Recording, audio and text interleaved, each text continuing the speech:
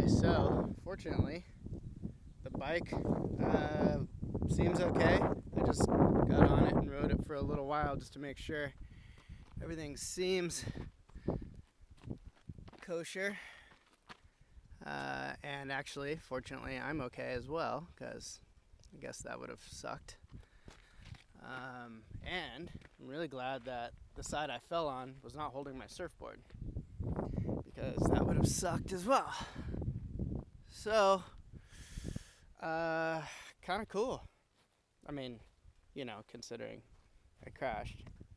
And you can see here my gloves. Fortunately, I was wearing those, because if I wasn't, that would have sucked. Fortunately, I was wearing my boots, because I can actually feel that my foot's a little sore, but you can see where the leather got scraped. So that's cool.